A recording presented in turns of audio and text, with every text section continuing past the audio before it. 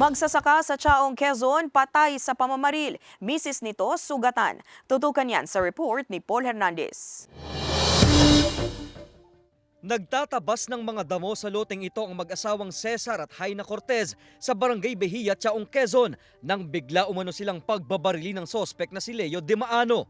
Dahil sa dami ng tama ng bala ng M16 rifle sa iba't ibang bahagi ng katawan ng 68 anyos na si Cesar, agad siyang nasawi.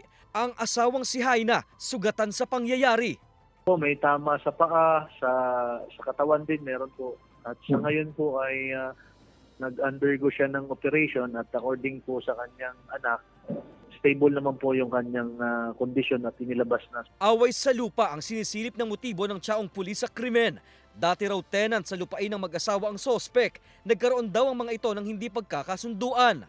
Karoon po ng usapan na nagdidemand sila na umalis na in return sa portion ng lupa na ibibigay sa kanila. Kaya medyo hindi nagkaroon ng ng magandang agreement, kaya ito ay tinalakay sa barangay.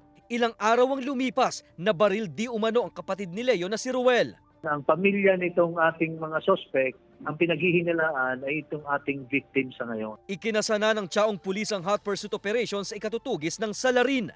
Sinisikap na makuhanan ng salaysay ng GMA Regional TV Balitang Southern Tagalog ang pamilya ng mga biktima. Nagpapatuloy ang investigasyon.